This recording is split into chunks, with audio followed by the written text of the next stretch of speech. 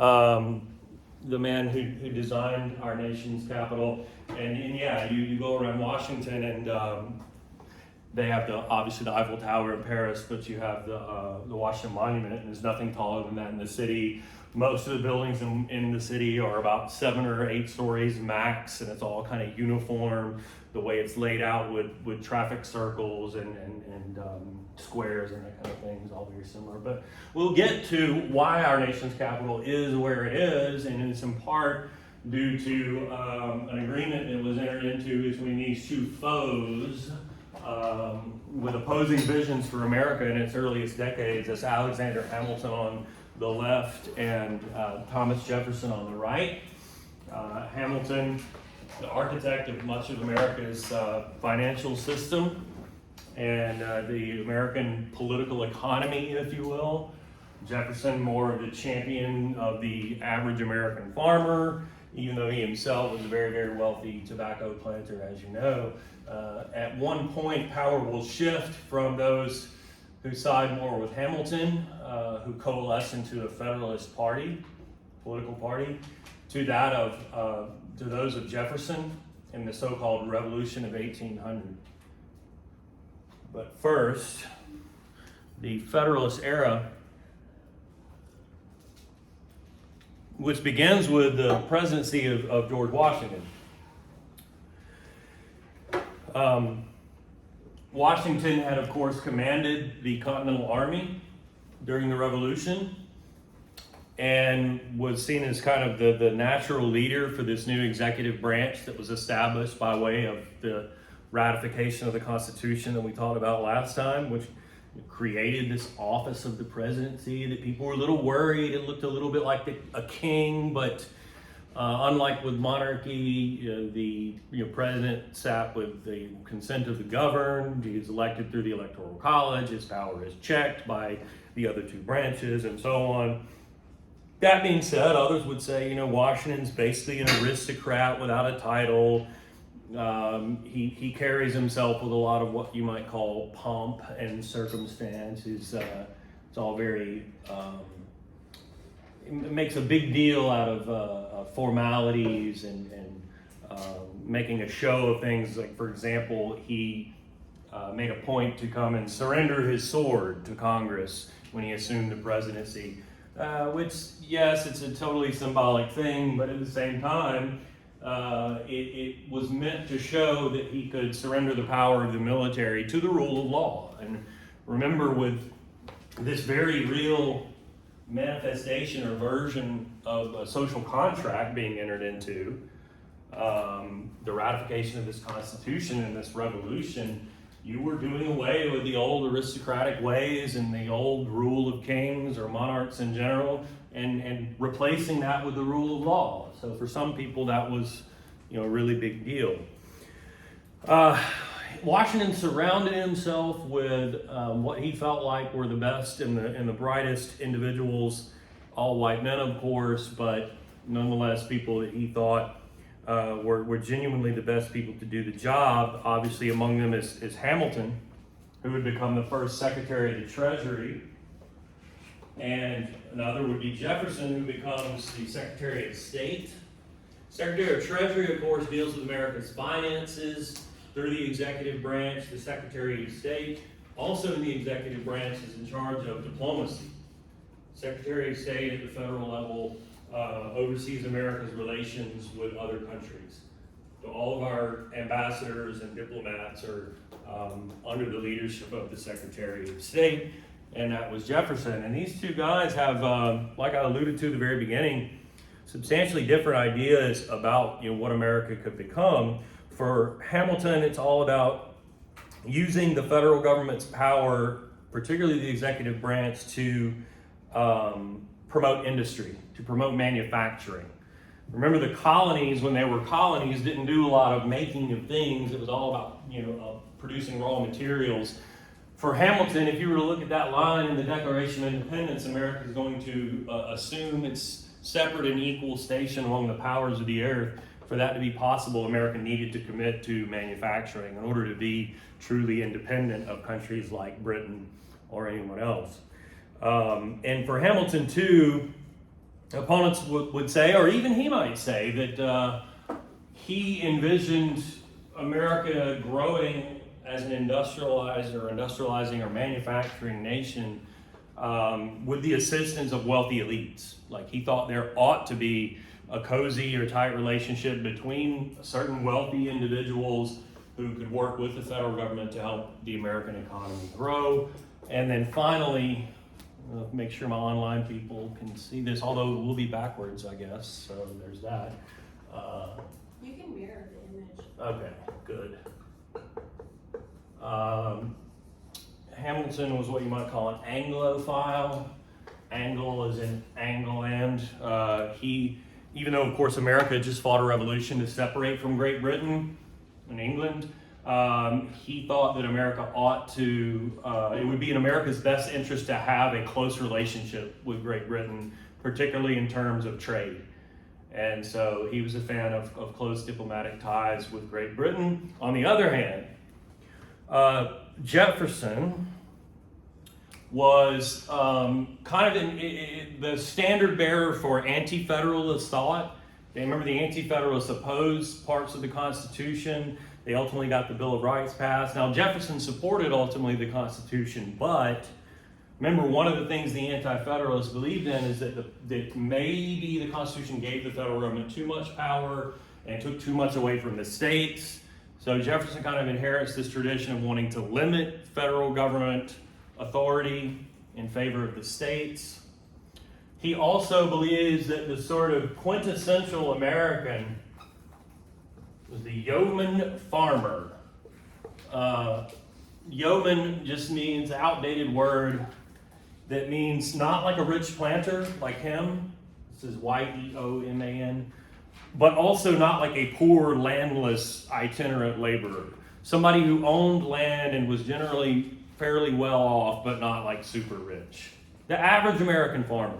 For Jefferson, those people were the heart of the American Republic, and the federal government ought to sort of operate with their interests foremost in its mind, if you're Jefferson, as opposed to wealthy elites, industrialists, merchants, bankers,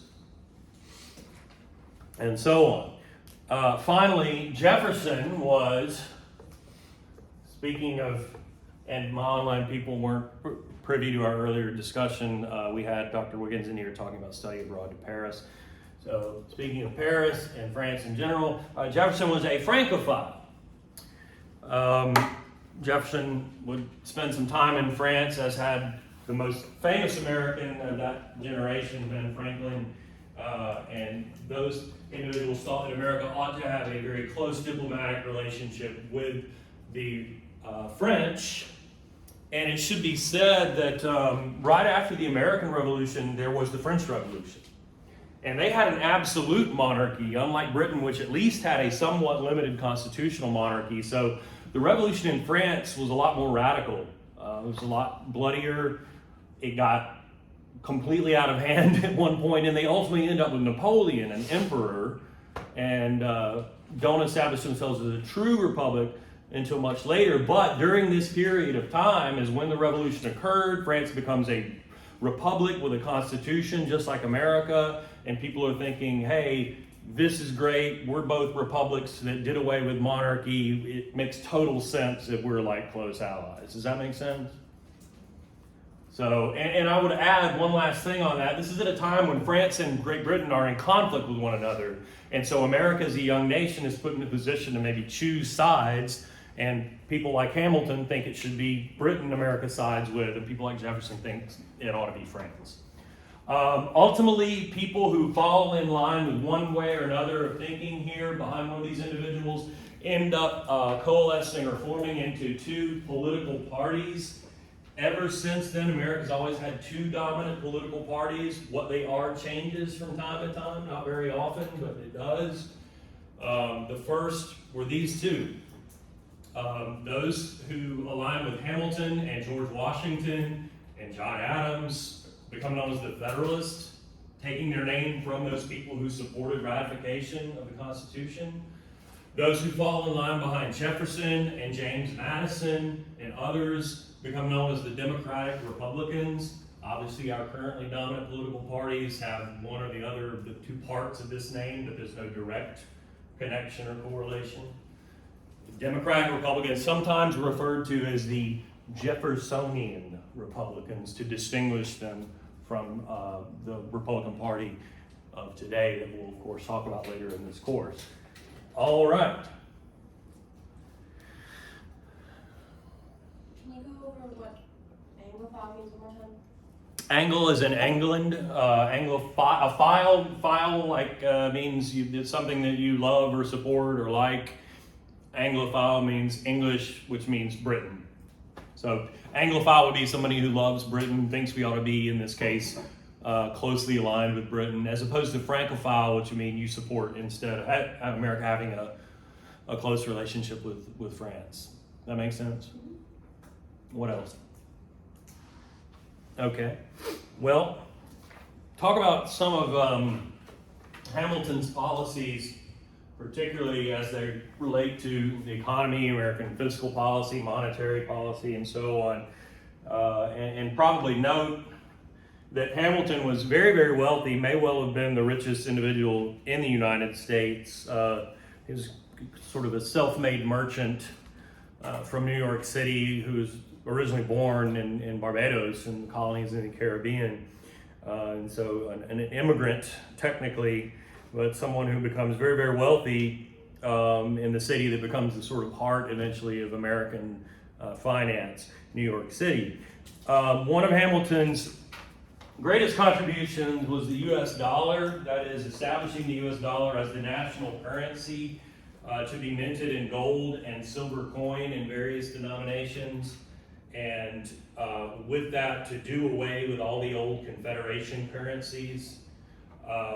The main Confederate currency, the pound that had been established by the Continental Congress, was not backed by precious metals, by specie, gold or silver, and it became worthless, basically.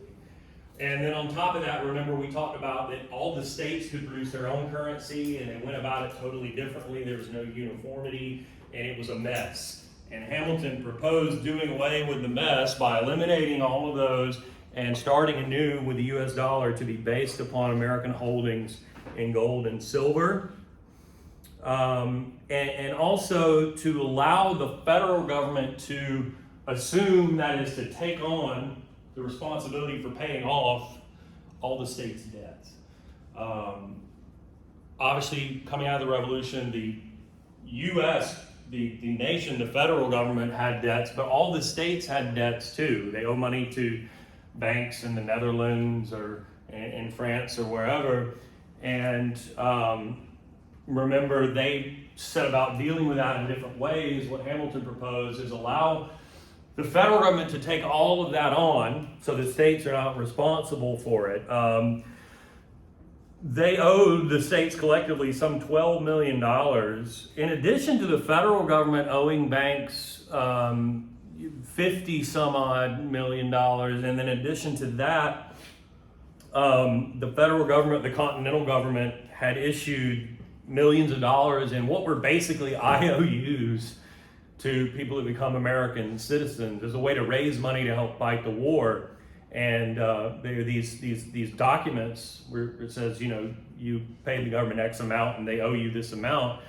As the war drug on, became worth less and less. They get traded from one individual to another, and whoever's left holding them is thinking they might get a fraction of the original amount, maybe, by this point. And so Hamilton has to figure out, well, how do we deal with this? One of his, at the heart of his, I should say, proposal for getting at this is the idea of embracing a national debt as a more or less permanent thing, and to sort of flip that on its head and say, what if we envision this instead as a public credit? That the government will take on these IOUs and the state's debts and to issue essentially what become federal bonds to people, and say that the government's going to be responsible for the face value of those original certificates for those IOUs, and pay that to the current holder, not the original holder of that bond. and not necessarily right then and there, to say those would be payable later with interest, right? America could stabilize its economy and pay these back. And think about now, like you can get, it's a safe thing to do with your money. The stock market can be volatile. One thing you could do that's safe is to say, I'm going to invest X amount in, federal bond, a 30-year bond. The interest rate that you get on that's super low, so you're not going to make a ton of money on it, but it stays relatively steady. And for the government, that's instant cash to use to run the government, right? So the federal government gets money through a public credit system. It will, yes, have a national debt that, of course, as we know, with the benefit of hindsight, could balloon over time. But nonetheless, if you can make your payments, it's not terrible to carry debt, right? It only becomes untenable if you can't make those payments or you become uncreditworthy for whatever reason. But Hamilton, there was a way of thinking at the time you shouldn't carry any national debt at all. And remember, in the mercantilist system, it was about accumulating wealth over time. And he says, forget about that. Having the debt is not a problem. We can see this as a positive thing. What else? He also proposes protective tariffs that would, establish taxes on goods coming from other countries that America also produced to encourage people to buy American. That's what a protective tariff is. And to meet in the middle and have compromise, he proposes these tariffs on not just American manufactured goods, but on certain agricultural commodities as well.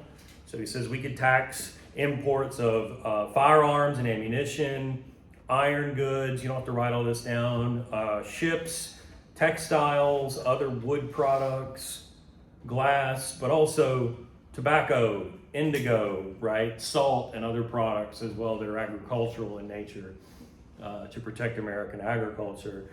And then finally, he also proposes the issuing of our establishment of excise taxes, in this case in the form of a tax on the production of whiskey, the distilling of any liquor actually at all. It becomes known as the whiskey tax because on the American frontier, whiskey was a popular commodity, and typically on the frontier where you have a lot of small farmers and you're away from big cities and banks, it was harder to get gold or silver coin money or certainly paper money. Whiskey was used almost as money. It was used to barter with, to trade. And when you make it more expensive to produce that, you have to pay a tax to a local, essentially customs official or revenue person. People are not going to like that. And indeed, there was a rebellion over this whiskey tax at one point. Finally, two things. One, in support of his plan to beef up American manufacturing, Hamilton proposed a government subsidy plan whereby the federal government would give subsidies, government payments to upstart American manufacturing operations. And then he proposed the creation of a Bank of the United States, a federal central bank that would handle all of America's revenue, but that would also have private investors as well. Under his plan, the U.S. government would have about a 20% stake in this bank, which would deal with all of American government finances, would issue paper currency backed by American gold and silver holdings, but that would also be about 80% held in terms of private investment. Is there a bank that the government of the United States uses that the citizens also use? You mean for just private citizen investors? Yeah, this would be in addition to local private banks, so those are going to be all over the place. This would be just one federal central bank that would handle all government revenues, in addition to having some public input as well. This would not be where it would be branches of this one bank everywhere. There would be private banks all over the place. This would just be like the one central bank. Today, America has this, going back to the early 20th century, we call it the Fed, or the Federal Reserve, right? And there are regional Federal Reserve banks. There's one in Atlanta, but me or you or nobody else, we don't go to the teller or the ATM of the Federal Reserve. Does that make sense? We have private banks that we deal with, like Wells Fargo or whatever. Does that answer your question? Yeah. let's run back through this and say what actually does happen. We obviously established the U.S. dollar. The federal government does assume the state's debts. The whiskey tax is enacted. The manufacturing plan never does come to fruition. The Bank of the United States is created, but as we'll see in the next lecture, it ends up getting destroyed by Andrew Jackson. Yes? Can you tell me what the protective tariffs were again? Protective tariffs are taxes that are supposed to protect domestic products. So this would be similar to with mercantilism, where you tax other countries' goods coming in so that, theoretically, Americans will buy American. And so there are certain American manufactured goods and American agricultural products that the federal government puts tax on the importation of those goods from other countries. So they'll be more expensive, the idea that we would buy American stuff. Like today, we could tax the importation of, well, automobiles is not a good example because a lot of foreign companies now build them in America, but steel, we can put a protective tax on the importation of steel from China or from anywhere else, with the idea that hopefully American firms would buy steel from American companies because it would be cheaper. What else? Did I miss this, or when do we start saying United States instead of the colonies? Say it again? Sorry. When do we start saying United States instead of the colonies? I would say probably after the Declaration of Independence, certainly after the adoption of the Articles of Confederation.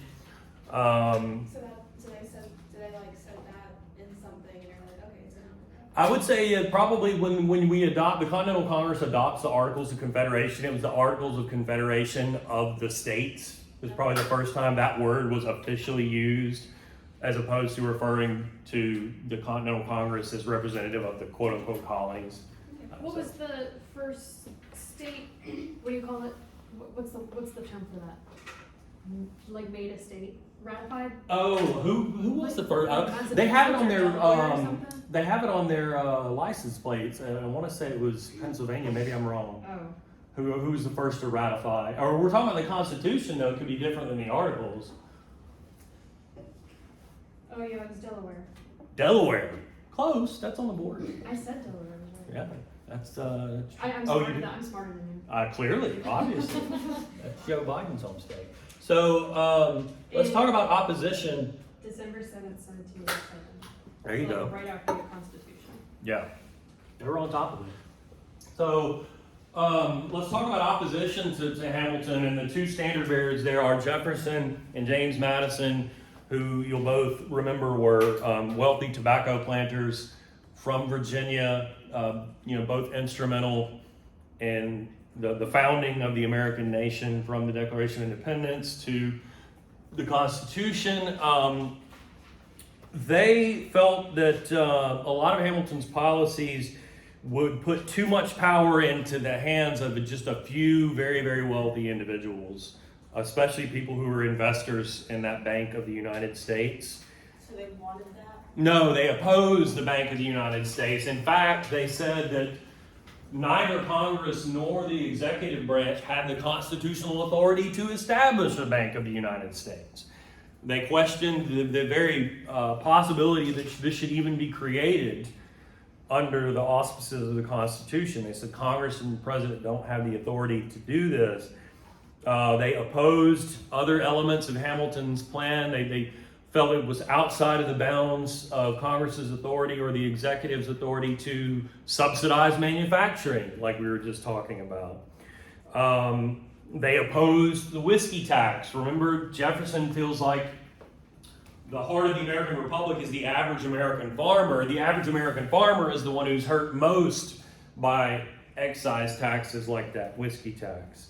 Of course, Hamilton had counterpoints to all of this, and maybe with our shortened time frame, it doesn't do us net good to go into that. Maybe we should just say, well, what ends up being the compromise between these people who view America as an agricultural republic, Jefferson and Madison, a republic of yeoman farmers, And people like Hamilton who view America as a manufacturing nation that should work closely with wealthy individuals in banking and industry in order to grow the American economy. The compromise, and I'll not click on that link, although you can, I say not, and my online people, again, we're not here when we had Dr. Wiggins talking to us about study abroad, but we lost about 15 minutes, and so that's a clip from Hamilton, which I used to attempt to reference thinking that this is something relatively new with which students were familiar, and now I talk about it and people have no idea what I'm talking about. We should I never take saw a field trip Hamilton. and go watch it. I would love that. That would be great. The Fox had it about a year I ago. saw it at the Fox. Nice. How many of you have seen it? See what? Hamilton, Seen what? the play. See what I mean? A couple of you. Anyway, Hamilton's a Broadway play. It was written largely by a guy named Lin-Manuel Miranda. It's obviously about the life of Alexander Hamilton. It was a massive Broadway hit. I don't know, when did it come out? 7 years ago? I think I was, yeah, I thought it was from like 16 or 17. Okay, that sounds about right. So that's when it it's got not really that old, right? I mean, No, I don't like musicals. fair enough. I understand that. The only- Yeah. The only thing I've ever watched in a theater was Sound of Music and Family Album. That's two good ones. Perfect? I've actually not seen Hamilton performed. I've seen much of it and heard a lot of the music, I but saw Cats. um, That was the weirdest thing. I haven't You even felt like seen the you were new tripping Cats. on acid. I swear. how would you know? Oh. We're going completely off the rails. Anyway, it's a clip from Hamilton. There's a scene. So Aaron Burr is a main character, and if you don't know this, Aaron Burr kills Alexander Hamilton. He's They have a duel, an old school duel where you march 10 steps from one another, turn around and see who can shoot somebody more quickly, and Burr shot more quickly. He kills Hamilton. They were longtime political foes. So he's obviously a main character in the play. He's played by an amazing actor and singer named Leslie Odom. And one of the themes is he's super jealous of Hamilton, and Hamilton kind of like ruins his career at various points. And there's this one point where Burr's thinking he's in on the top decision making and stuff, and he's this powerful guy, and he gets shut out of a closed door meeting, like a dinner meeting between Hamilton on the one hand and Jefferson and Madison. Like they go in, eat dinner, talk about these huge issues and make a compromise, and then Leslie Odom's character, Aaron Burr, sings about, I wasn't in the room where it happened. No, it's a good one. So what's the essence of the compromise, though? So Jefferson and Madison agree to some of Hamilton's policies, namely, or number one, the creation of the Bank of the United States. So Hamilton's going to get that. And he gets his debt plan, too. And so his plan for how to assume the state debts and deal with that in terms of a permanent national debt / public credit, that he gets. He doesn't get the manufacturing subsidies, but he does get that. And what Madison and Jefferson get in return is the location of the nation's capital. Right. Basically, so think about the concentration of power back then, and where the early nation's our nation's capital was originally in Philadelphia and New York City, right? And so the thinking was it would be somewhere up there. They get this agreement to build a brand new city from the ground up, essentially in Virginia. So Washington, D.C. is created.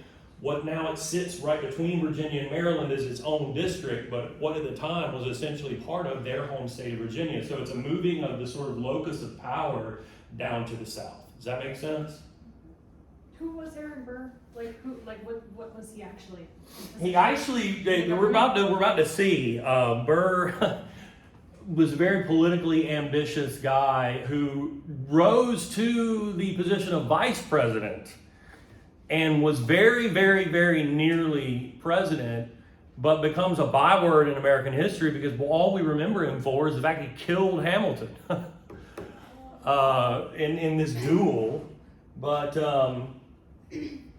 we'll get back to Burr in just a second. If we could just run through, and this is largely redundant with the exception of the Jay Treaty and the XYZ affair, but these first two political parties, George Washington could have probably kept serving as president And in fact, as I think some of you pointed out, there was those that actually wanted him to be a sort of quasi-king.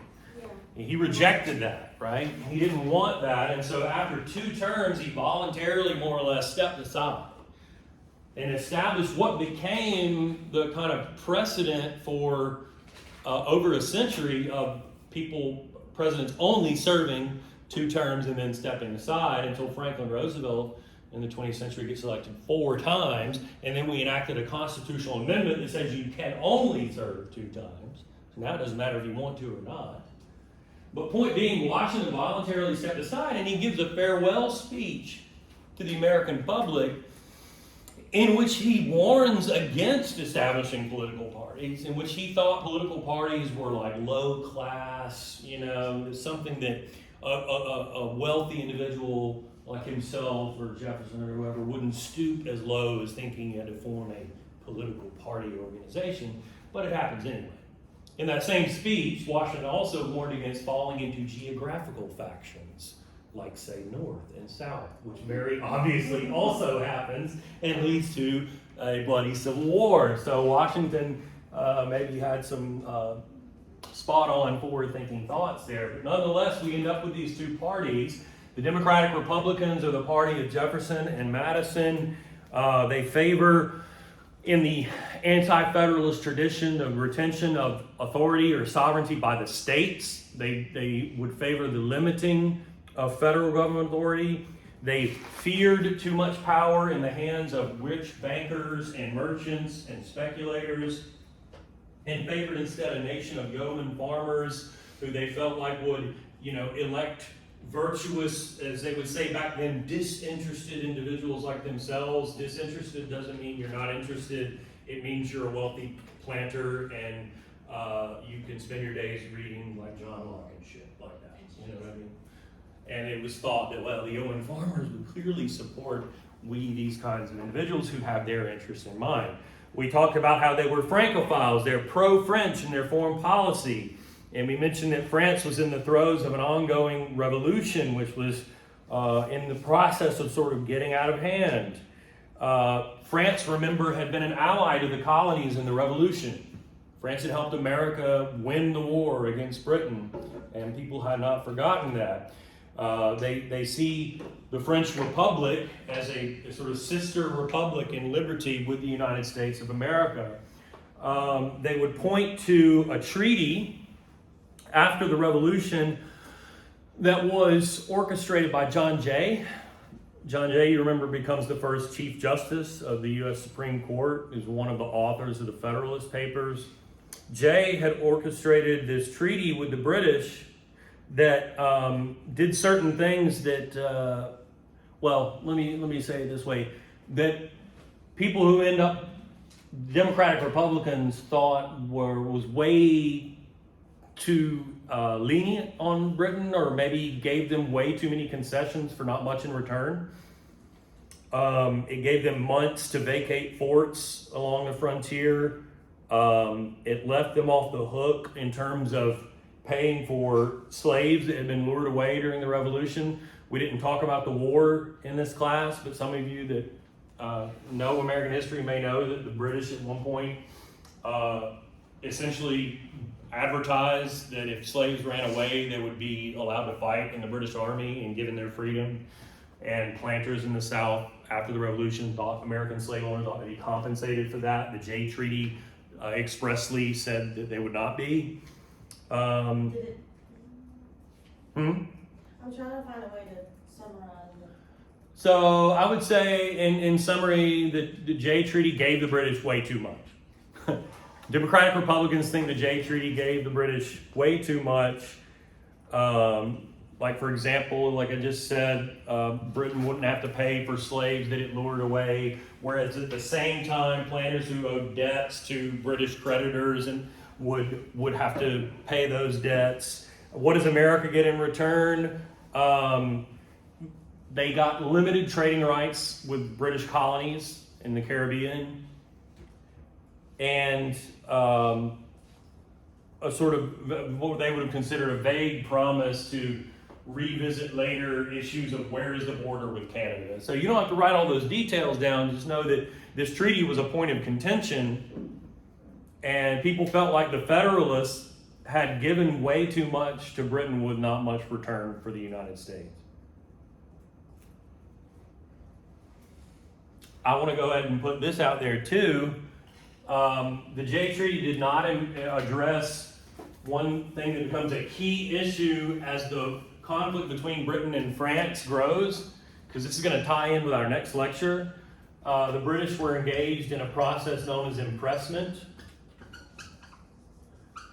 where the British Navy would stop American merchant ships and essentially, as opponents would say, kidnap American sailors and force them into the British Navy. Which, if America were the colonies and if Britain was at war, that's just a way of, this is your duty to the king, but America's an independent nation. So, this is a humiliation of the young nation that this is happening, and the Jay Treaty didn't address that in what they felt like was a satisfactory fashion. What about the Federalists? They're obviously favored or fans of continuing strengthening of federal authority, favored the development of a strong merchant class or banking class that would work closely with the federal government to grow America's economy and to increase manufacturing. They are pro-British in their foreign policy, and whereas the Democratic Republicans would point with disgust to the Jay Treaty, the Federalists would point with disgust to the XYZ affair. The French were also active in stopping American ships and harassing American ships, particularly in the Caribbean. Remember, Britain and France still have sugar colonies down there in the Caribbean. And they were not pleased about the Jay Treaty. And at one point, secret agents, as it is discovered later, offered the United States to take a bribe, essentially. They said, if you will pay the French government like $12 million, we will stop harassing American merchant ships on the high seas and you can have a friendly relationship. Basically, you could buy, good diplomatic relations with us, and that comes to light and becomes public news and is an embarrassment and something that the Federalists point to and say, you want to be friends with these people? They're trying to bribe us for millions of dollars to stop harassing our ships.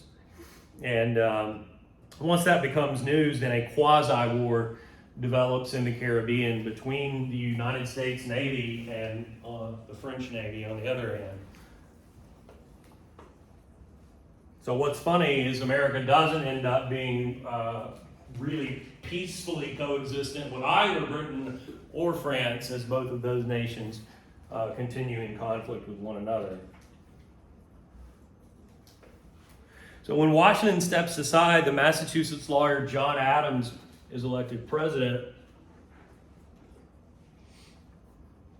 And by about halfway through his presidency, the Federalists had become so unpopular that in the minds of some, and it's bordering on rebellion in the streets against Federalist rule.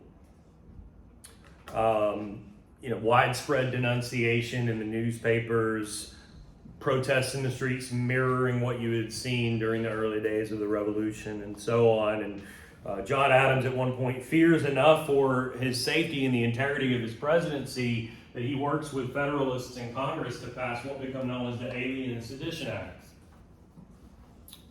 Alien in this case means immigrant, and the alien portion of Alien Sedition Acts gave the president the authority to deport or imprison immigrants without a trial if he felt like they posed a threat to public safety, as they might say. So thus begins the time-honored American tradition of lashing out at immigrants that repeats itself over and over, the only difference being who are the immigrants in question at the given time. In this case, it was, strangely enough, the French. And the president thought that they were French infiltrators like agents X, Y, and Z, hence the XYZ affair, that needed to be expelled from the country. And he felt like maybe he needed the authority to do that on his own. What about sedition? Sedition refers to seditious speech or anything threatening to the government, and it doesn't necessarily just mean I'm giving a speech.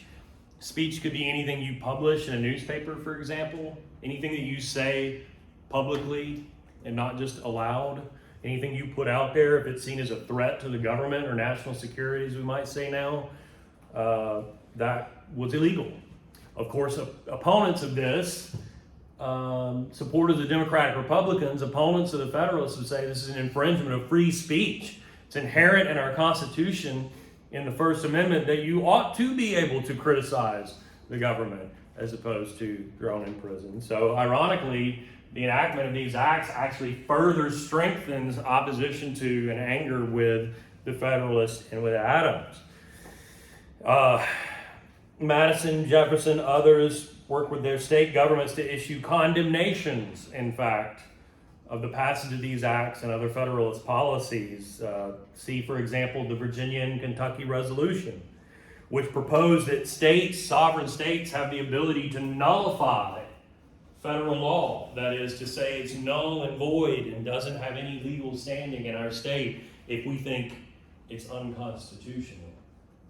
An idea that is not going to go away. The idea of nullification comes back at several times in American history, as we will see. The notion that states could null and void federal law if they felt like it was beyond constitutional authority. So, in the election of 1800, ultimately Jefferson becomes president. I have a clip or a link there to another clip from Hamilton that demonstrates or that shows you, lays out that election actually ended in a tie between Jefferson and Burr. So Burr has like reached his potential zenith of power, right on the cusp of becoming president. This man from New York who had at times already been limited by Hamilton. Hamilton uses his influence to sway members of the House of Representatives to give the election to Jefferson. It ended up procedurally in the House. There was going to be a vote.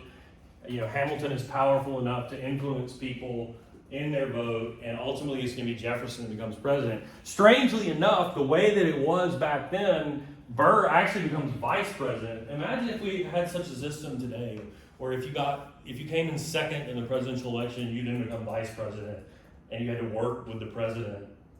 Right? I don't think that would work very well. But they still chose their own vice president back then, right? No. We changed it. Yeah. Jefferson didn't want Burr.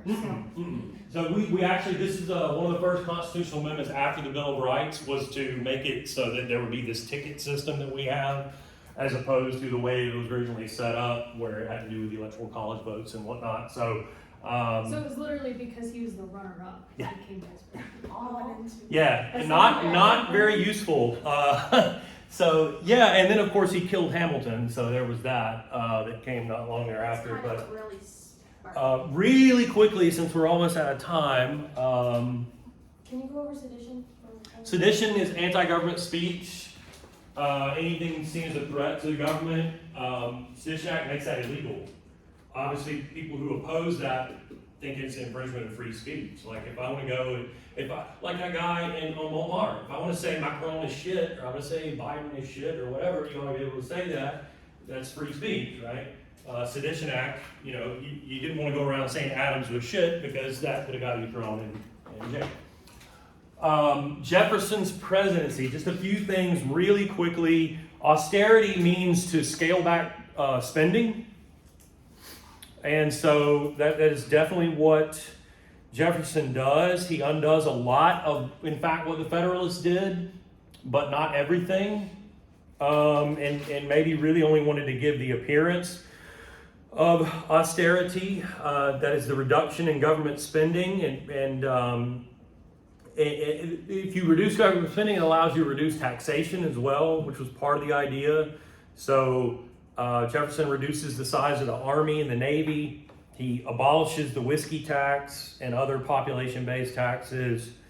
Tax collection during his terms would be limited to customs duty and the sale of Western lands.